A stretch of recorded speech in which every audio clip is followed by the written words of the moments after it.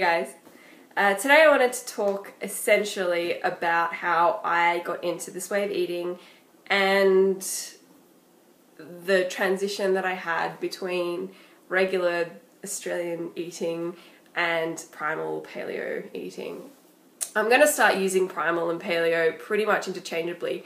Basically, when I use those words and I don't actually say paleo diet or primal blueprint, I mean just caveman eating in general. And if my previous video that I uploaded, I kind of explained the difference between the two terms, but everyone uses them interchangeably, so I'm going to as well. I started on this journey of food about a year and a half ago now, so 18 months ago. I was tired all the time. I had gone through a very stressful period finishing up university, and I was having issues just dealing with stress. I would find that like my feet would go numb sometimes or feel a bit like they were buzzing, or I would be tired, or I would get headaches, or sometimes I just couldn't deal with something and I just have to stop doing it and do it later. Or I don't know, there was a lot of like weird like heart palpitations as well. There was a load of weird symptoms that somebody in their early 20s probably shouldn't be having if they are fit and healthy. And I wasn't super overweight. I was sort of probably a size or two bigger than what I am now, but I wasn't obese and I wasn't super unhealthy. I exercised a little bit, not a load, but I guess I was just average in every single kind of way. And I didn't feel attractive in my own body. I didn't feel like a sexy person. I just felt like an average person. And average in my mind at that time was boring. And so I found out about a friend of mine that was doing this diet because she'd been diagnosed with some spine issue. And in order to stop the inflammation in her spine, she'd gone off grains, she'd gone off dairy, she'd gone off sugar, the lot. And she was now basically paleo, primal, again, interchangeably. She was basically on the caveman diet, and she was finding that the inflammation had gone down and that she was feeling a whole lot better. And I was like, well, if she's got this diagnosed illness that, you know, she's treating with food, maybe if I eat this way, I can feel a bit better too, and maybe I'll lose a bit of weight and tone up in the process. And so that's basically what I was dealing with in the outset. I stopped having my conventional breakfast and I started having primal paleo breakfasts.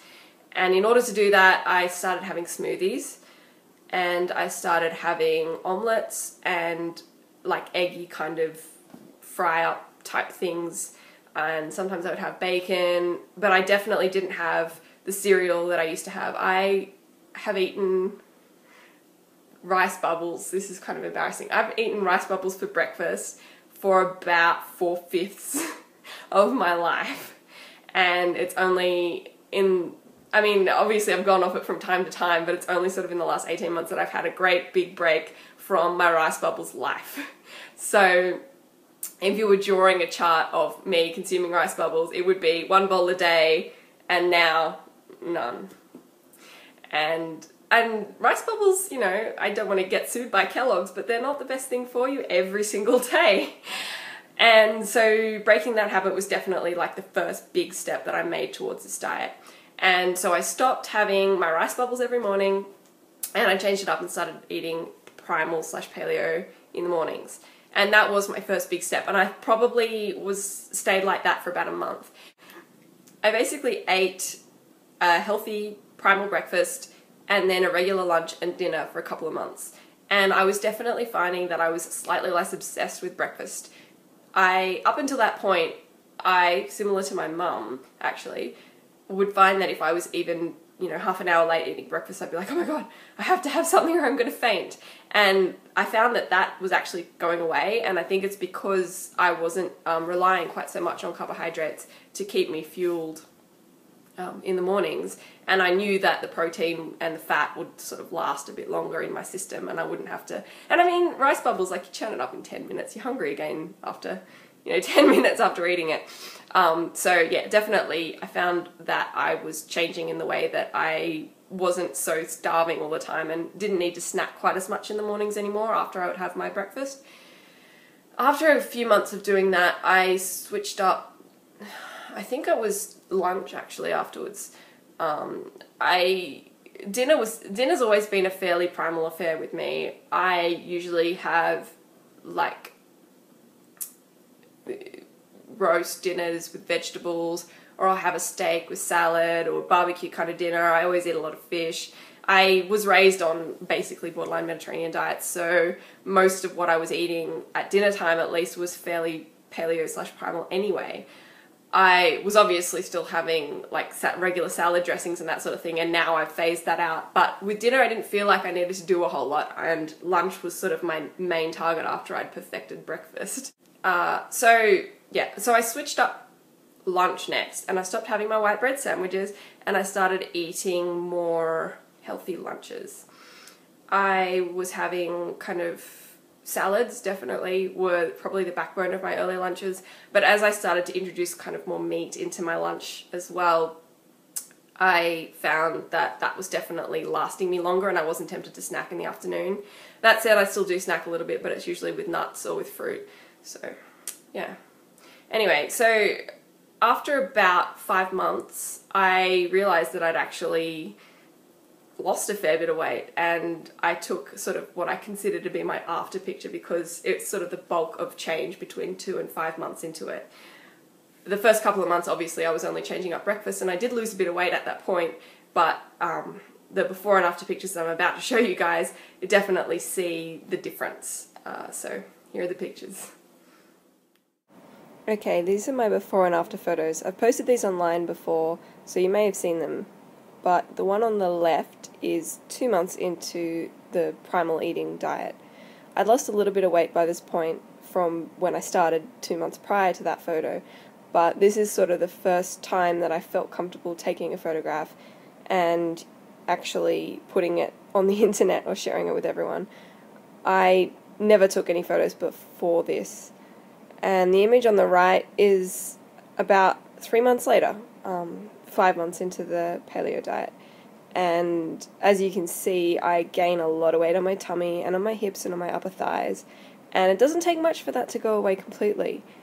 My arm in both photos, you can see, is pretty much the same, and you can tell that both photos are me because of the stupid surgery scar above my belly button there.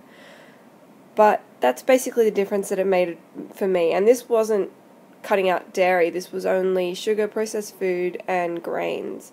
I was still eating a fair bit of carbohydrates as well, still having a lot of pumpkin, but the difference, I think, is pretty astounding for just 3 months. And I think that if you try it for 3 months, you'll probably end up with a similar result. I would be surprised if you gained weight doing the paleo diet at least. But that's my before and after photos. So on with the video. There you go. So fairly significant difference, or I think so anyway.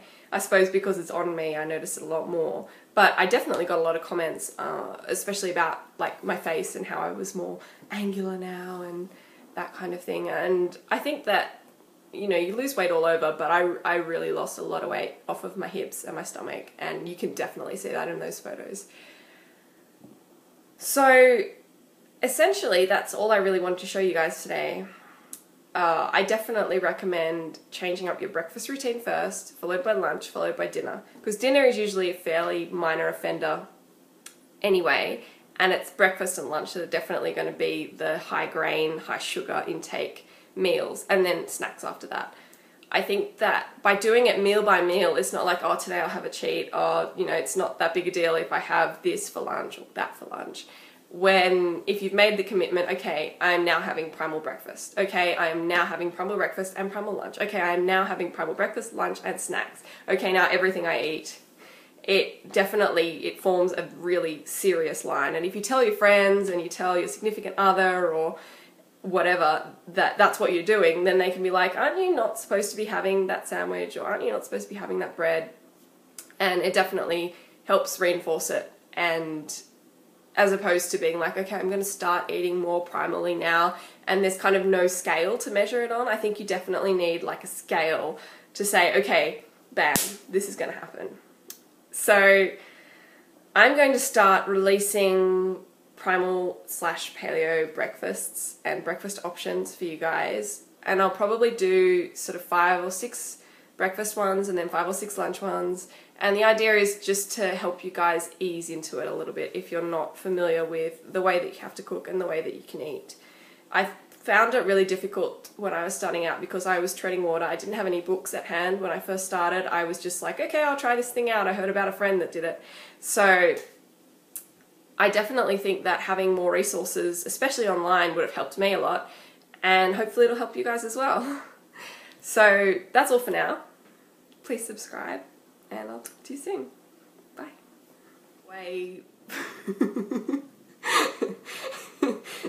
Seriousness.